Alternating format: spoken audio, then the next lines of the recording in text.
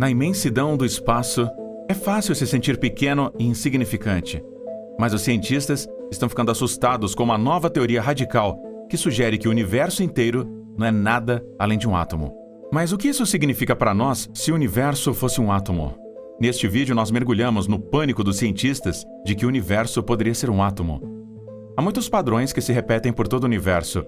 Vamos pegar como exemplo o Sistema Solar, que consiste de uma enorme estrela, o Sol, e planetas menores que giram em torno dele. Este arranjo é replicado muitas vezes com exoplanetas orbitando estrelas distantes fora do Sistema Solar. Entretanto, os cientistas notaram outro padrão único similar: o arranjo do átomo, sobre o qual você foi ensinado na escola secundária, e o universo. E é por isso que o nosso universo pode vir a ser um átomo. Os átomos são os blocos fundamentais da construção da matéria. Além da energia, todo o universo é feito de matéria. Então, os átomos compõem tudo no universo. Como os átomos já foram considerados as menores coisas do universo e não podiam ser divididos, o termo átomo vem da palavra grega para indivisível. Nós agora sabemos que átomos são compostos por 3 partículas subatômicas, prótons, nêutrons e elétrons, que são compostos por partículas ainda menores, chamadas quarks. Então, de onde vieram os átomos? Os átomos foram criados há 13,7 bilhões de anos atrás, seguindo o Big Bang. À medida que o quente e denso universo esfriou, as condições se tornaram favoráveis para a formação de quarks e elétrons, quarks combinados para formar prótons e nêutrons, que então se combinaram para formar núcleos. De acordo com CERN, tudo isso aconteceu nos primeiros minutos da existência do universo. Mas levaria um tempo até que tivéssemos os primeiros átomos. Levou 380 mil anos para que o universo esfriasse o suficiente, para que os elétrons abrandassem o suficiente, para que os núcleos os capturassem e formassem os primeiros átomos. Os primeiros átomos eram principalmente hidrogênio e hélio, que ainda são os elementos mais abundantes no universo. A gravidade acabou causando a coalescência de nuvens de gás e formando estrelas, e átomos mais pesados foram e ainda são criados dentro das estrelas e ejetados no espaço quando a estrela explodiu a supernova. Prótons e nêutrons são mais pesados que elétrons e são encontrados no núcleo do átomo. Os elétrons são extremamente leves e existem em uma nuvem ao redor do núcleo. O raio da nuvem de elétrons é 10 mil vezes maior que o do núcleo. Prótons e nêutrons são aproximadamente a mesma massa.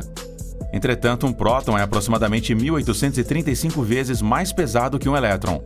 Os átomos sempre têm o mesmo número de prótons e elétrons, assim como o mesmo número de prótons e nêutrons.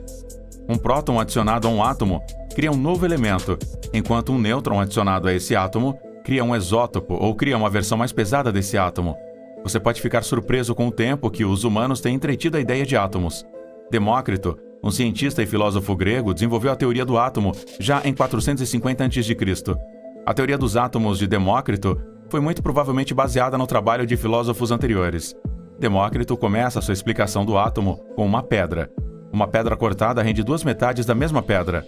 Se a pedra fosse cortada continuamente, eventualmente haveria um pedaço de pedra que era muito pequeno para ser cortado. O termo átomo é derivado da palavra grega para indivisível, e Demócrito concluiu que deve ser o ponto no qual um ser, qualquer forma de matéria, não pode mais ser dividido. Sua explicação incluiu as ideias de que os átomos existem independentemente uns dos outros, que há um número infinito de átomos, que os átomos podem se mover, que os átomos podem se combinar para formar matéria, mas não se fundir para formar um novo átomo, e que os átomos não podem ser divididos. Entretanto, porque a maioria dos filósofos da época, particularmente o influente Aristóteles, acreditava que toda a matéria era composta de terra, ar, fogo e água, a teoria atômica de Demócrito foi abandonada. Uma das semelhanças mais fáceis de se detectar é entre o átomo e o sistema solar. Cada átomo, de acordo com o modelo de Bohr, o seu sistema solar de matéria é composto por um núcleo e um número de elétrons que orbitam ao redor do núcleo. O núcleo é significativamente maior do que os elétrons. Essas partículas são consideradas pequenas esferas ou bolas. Isto é similar a um sistema solar, que tem um grande Sol no centro e planetas girando em órbitas ao redor dele. Considere o elemento oxigênio, que tem um núcleo e 8 elétrons em órbita. Nosso sistema solar consiste de nosso Sol e 8 planetas o orbitando. É possível que o terceiro elétron do núcleo do oxigênio seja similar à nossa Terra, mas em uma escala muito menor e diferente. Talvez pequenas pessoas ou pequenos animais estejam vivendo naquele elétron. Quando eles espreitam através de seus minúsculos telescópios nos outros átomos e moléculas ao seu redor, eles podem acreditar que estão vendo o universo inteiro. Nós podemos até mesmo encaixar Plutão neste modelo. Uma vez foi pensado para ser um planeta, ele orbita o Sol. Ele não é mais considerado um planeta e poderia ter sido um grande asteroide capturado em órbita pelo Sol. Assim como um elétron extra em órbita ao redor do núcleo de oxigênio transformaria o átomo em um íon, um asteroide extra girando ao redor do Sol transformaria o sistema solar em um tipo de íon solar ou similar. Seguindo essa linha de pensamento, os sistemas solares poderiam ser átomos em um universo muito maior. Algumas estrelas são muito maiores que o nosso Sol, enquanto outras são muito menores, assim como alguns núcleos atômicos são grandes e outros são pequenos, dependendo do número atômico e peso. As galáxias rotativas podem ser análogas aos remoinhos rotativos em um líquido ou gás.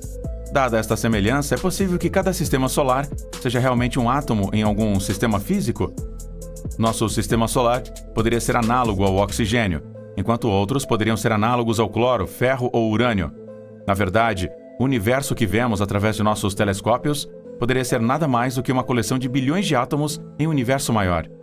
Que tal aplicar esta ideia de um átomo a todo o universo? Essa ideia parece muito menos impossível quando você pensa que tudo que é conhecido por nós consiste no mesmo elétron. Isto levou os cientistas a explorar a ideia de que cada elétron no universo é, na verdade, uma única partícula que se move para frente e para trás no tempo. Há muita matemática complicada envolvida, mas ela responde a algumas das mais difíceis perguntas não respondidas da física quântica. John Archibald Wheeler, um físico teórico que trabalhou na bomba de hidrogênio em Los Alamos e mais tarde lecionou em Princeton, inventou a teoria. Nos anos 1940 e 1950, ele foi amplamente creditado com um interesse reinante na relatividade geral. A ideia de que todo elétron é o mesmo elétron é conhecida como a teoria de um elétron. E do que se trata esta teoria? Uma das principais razões por que Wheeler propôs esta teoria é que cada elétron parece exatamente o mesmo. Eles são todos a mesma massa e carga elétrica. Isto significa, em última análise, que é impossível distinguir os elétrons. Portanto, não é surpreendente que Wheeler tenha tido a ideia de que, se todos os elétrons parecem e agem da mesma forma, eles podem ser o mesmo elétron. Propor que o universo inteiro contém apenas um elétron pode não parecer tão absurdo quando consideramos que a única diferença está em nosso entendimento do que é um elétron. Na prática, tudo permaneceria inalterado.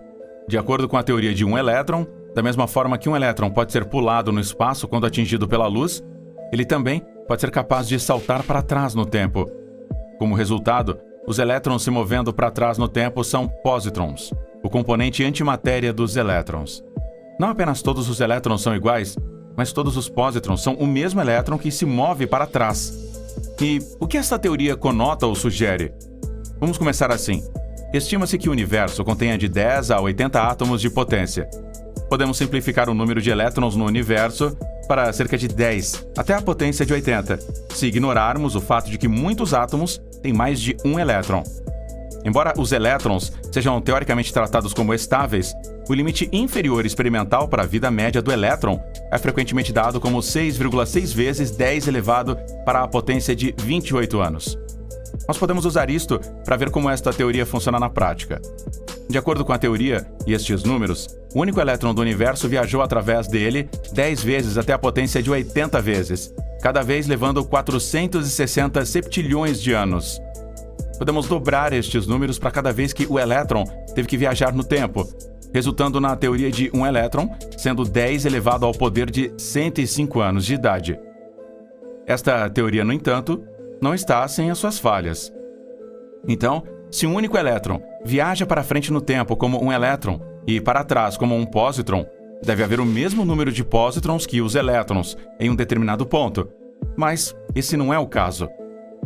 A ideia de nosso universo, com todas as suas galáxias, estrelas e planetas, é que é apenas um pequeno componente em uma estrutura maior. Esta estrutura, conhecida como um multiverso, seria composta por um número infinito de universos, todos existentes em suas próprias dimensões separadas. De acordo com a teoria do multiverso, nosso universo, com suas centenas de bilhões de galáxias e quase incontáveis estrelas que abrangem dezenas de bilhões de anos-luz, pode não ser o único. Ao invés disso, pode haver um universo inteiramente separado do nosso e outro e outro. De fato, pode haver um número infinito de universos, cada um com seu próprio conjunto de leis físicas, coleções de estrelas e galáxias, se estrelas e galáxias puderem existir nesses universos, e possivelmente até mesmo civilizações inteligentes. O conceito do multiverso aparece em algumas áreas da física e da filosofia, mas a teoria da inflação é o exemplo mais proeminente. A teoria da inflação descreve um evento fictício que ocorreu quando o nosso universo era apenas uma fração de segundo de idade. O universo experimentou um período de rápida expansão, inflando para se tornar muitas ordens de magnitude maior do que o seu tamanho anterior em um período de tempo extremamente curto. Acredita-se que a inflação do nosso universo tenha terminado há cerca de 14 bilhões de anos. No entanto, a inflação não termina em todos os lugares e ao mesmo tempo. É possível que, à medida que a inflação de uma região termine, a de outra região continue.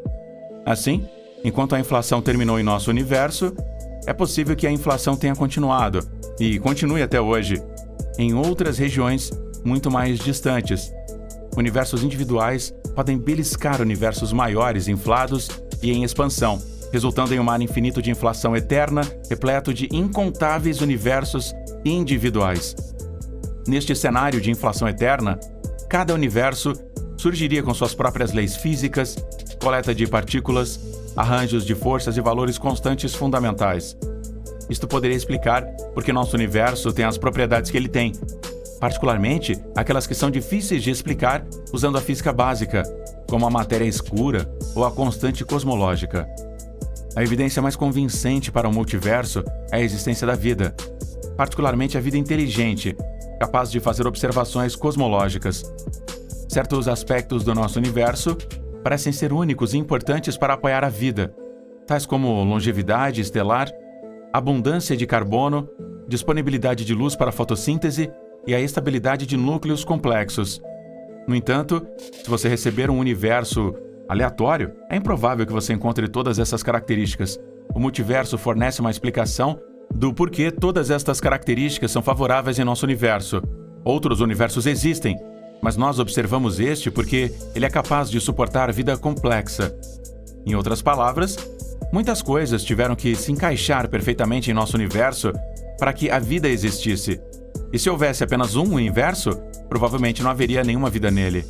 Entretanto, há chances suficientes para que a vida apareça em pelo menos um universo em um multiverso. E quanto à evidência física do multiverso?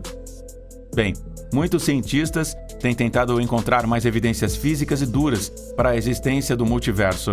Por exemplo, se o universo sozinho há muito tempo atrás estava por perto, ele pode ter colidido com o nosso, deixando uma marca detectável. Essa impressão pode tomar a forma de distorções no fundo do micro-ondas cósmico e a luz que sobrou de quando o universo era 1 milhão de vezes menor do que é hoje, ou propriedades estranhas da galáxia na direção da colisão. Os cientistas estão procurando evidências do multiverso, procurando por tipos específicos de buracos negros que podem ser artefatos de pedaços do nosso universo que se depararam em seu próprio universo através de um processo conhecido como tunelização quântica.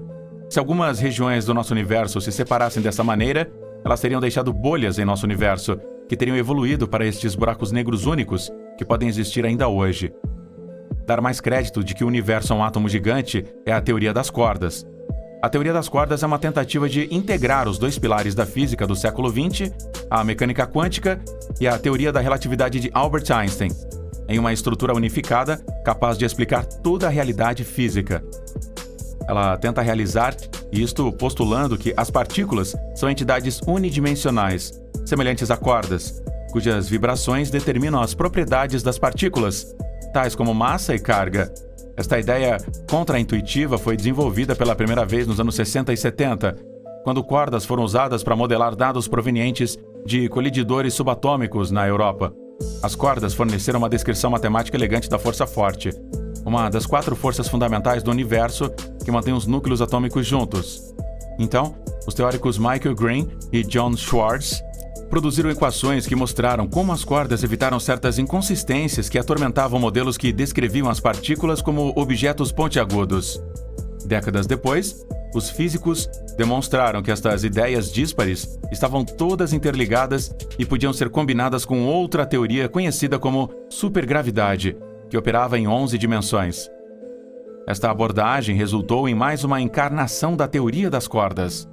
A teoria das cordas é um dos métodos propostos para desenvolver uma teoria de tudo, um modelo que descreve todas as partículas e forças conhecidas e que substituiria o modelo padrão de física, que pode explicar tudo, exceto a gravidade. Devido à sua beleza matemática, muitos cientistas acreditam na teoria das cordas. As equações da teoria das cordas têm sido descritas como elegantes e suas descrições do mundo físico como extremamente satisfatórias.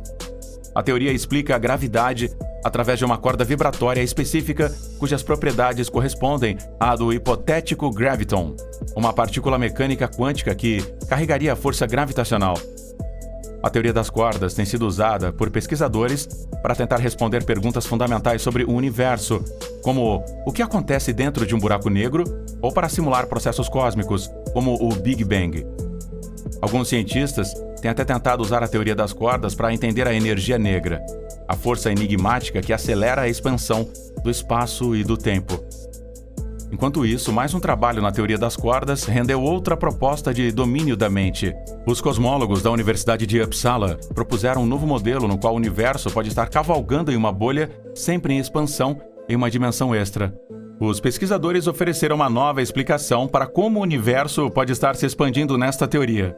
O fato de sua expansão acelerada tem sido conhecido há cerca de 20 anos, mas a explicação para isso tem se baseado insatisfatoriamente na misteriosa energia negra. Os cientistas suecos abordaram este tópico através da lente da teoria das cordas, que sustenta que toda a matéria é composta de pequenas cordas vibrantes. Além das 3 dimensões espaciais que experimentamos diariamente, a teoria permite a existência de dimensões extras. De acordo com a nova teoria inovadora dos pesquisadores, o universo pode estar sentado à beira de uma bolha em expansão, com toda a matéria existindo em cordas que se estendem para fora dela para uma dimensão extra. De acordo com cientistas, a energia escura seria a força insuflável nesta bolha, cuja existência é suportada pela teoria das cordas. Se você está se perguntando se eles acreditam que tais bolhas devem ser bastante estáveis, escrevendo que há uma forte indicação a favor da estabilidade dessas bolhas, com certeza. Mas o que é mais intrigante é que pode haver mais bolhas do que apenas a que tem no nosso universo, com cada uma delas carregando um universo diferente. Neste contexto, a cosmologia que vemos como observadores 4D surge como uma descrição eficaz de um objeto dinâmico embutido em um espaço dimensional mais elevado, ao invés de ser resultado de energia de vácuo. Mas isso não é o fim. Esta nova teoria também pode redefinir os buracos negros. O colapso gravitacional de pontos finais de cordas tetradimensionais resulta em uma solução de cordas pretas instáveis em 5 dimensões. Vamos ouvir o que você acha sobre o vasto universo na seção de comentários abaixo.